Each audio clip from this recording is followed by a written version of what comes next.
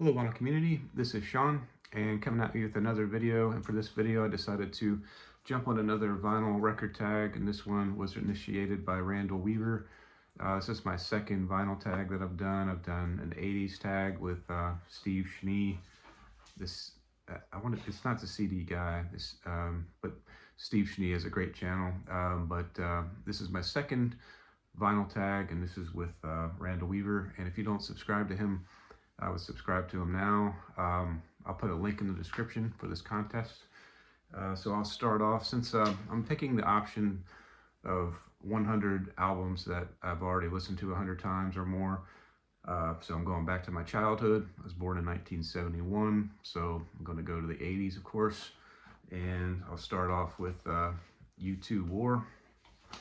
It's their third studio album, produced by Steve Lillywhite, and regarded as U2's first overtly political album, with, of course, Sunday Bloody Sunday, and also it's New Year's Day, which is actually about the Polish solidarity movement. So I didn't think it was a political song, but apparently it is. Also on the album is The Seconds, which is about increasing amount of nuclear proliferation, nuclear bombs. This one I've definitely spun over 100 times. The boy on the cover is Peter Rowan. It's the brother of Bono's friend. He also appeared on the cover of Boy for this one. And this one's got Sunday Bloody Sunday, of course, New Year's Day. Also got Two Hearts Beat as One, Surrender, and a great song to end it in 40 when they play a lot in their concerts. All right, so that's U2. Either love them or hate them, I have a feeling. Very, there's kind of no in between with U2, I guess. But then there's my next record, which is my favorite band. I'd be remiss if I didn't show an REM record. And this is probably the one I spend the most. This is REM Document, and first album by the band to be produced by Scott Litt. He's produced 6 of their studio albums. First top 10 of REM's was on this record, the one I love. I just learned preparing this video, just did a real quick preparation, that Strange was originally recorded by the band Wire. I did not know that until now, but I would say this is I didn't rank this video or this album yet, but finest work song I love. Welcome to the Occupation, Exhuming McCarthy, Disturbance at the Heron House, It's the End of the World as We Know It, Fireplace, King of Birds, Oddfellows, Local 101. Among the best REM records out there, and one that I've spun 100 times. All right, so the next one that I'm going to show is The Fix. Definitely spun this one over 100 times growing up in the 80s, and this is Phantoms. It's got Are We Ourselves, which is their top. Are We Ourselves made it top 15. I think it was number 15 at one point, which is their peak. And then Less Cities, More Moving People, which is not released, is many regarded as the best track, and in my opinion, the best track on this record. And I think they interviewed Cy Curnin, the lead singer, and he regrets not releasing this as a single. I think there was another song that was released that didn't nearly do so as good. I think it's Sunshine in the Shade, made it like something like 45 or 50, and never made it. But Phantom Living, the last song on the record, is really a amazing song to me. And The Woman on a Train is also a great song. So this is Fix, Phantom. So listen to this over 100 times. All right, and then another 80s record, Waterboys. This is The Sea. I can't believe I didn't select this as my during my 80s video, but on the vinyl tag that I did with Steve Schnee, but I neglected to show this. But definitely a great Waterboys album. This one is their third album, and this is the last of the Waterboys albums that they kind of did. The first 3 that were kind of rockish, and then they went to folk. And this is known as their last big music album. Considered by critics to be their finest album of their early rock releases. And then they kind of went a different direction. Then they later came back to rock, but they switched between folk and rock for the most part. Mike Scott, born in Scotland, is the only constant in the Waterboys. This album was the last to feature Carl Wallinger, the Waterboys of World Party.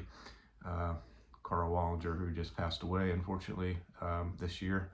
Sorry for the glare. I'll take the cover off. There we go. That's the Waterboys. This is the C, and this is actually an OG.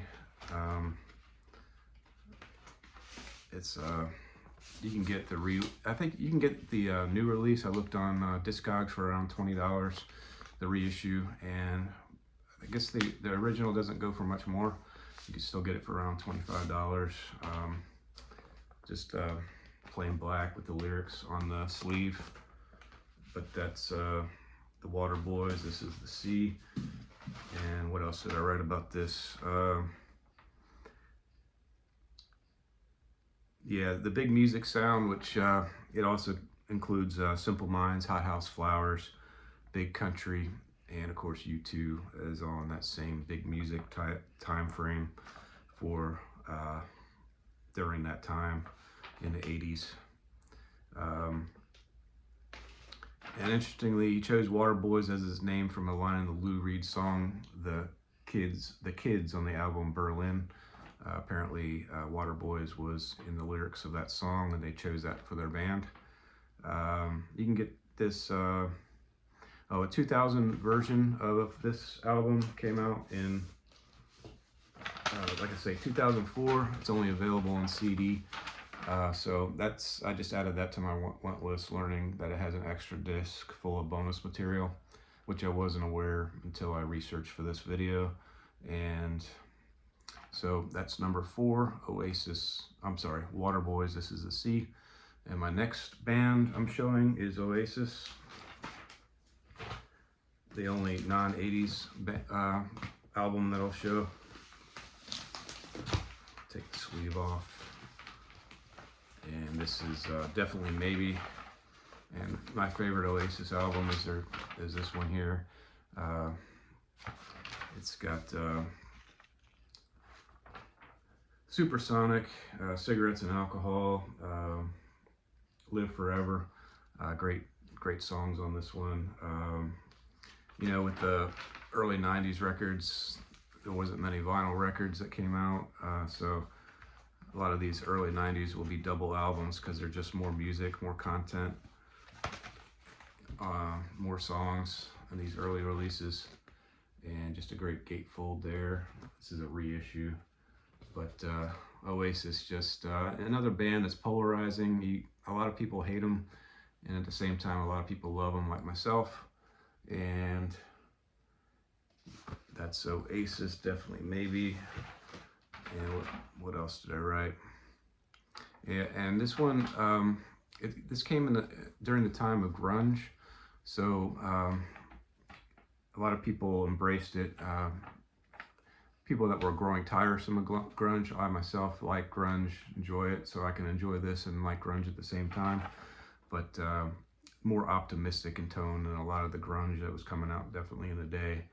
NME, New Music Experience, conducted a readers poll in which I think mainly UK based, of course, in which definitely Maybe was voted the greatest album of all time. So, and that was in 2006. So definitely well regarded in the UK and in Europe. Not so much here in the States. It's respected, but probably not on the greatest list of all times for writers in the States. But I think it deserves to be up there in the top echelon of albums that have been released in the history of rock music. So also in 2015, Spin included this album in the list of the 300 best albums 1985 to 2014. Didn't say what number, maybe I just didn't write it down. Rolling Stone ranked the album at 217 on the 2020 list of the 500 all time. So again, another Rolling Stone edition record that's been on the Rolling Stone list. And so I did a video earlier this morning, which I posted.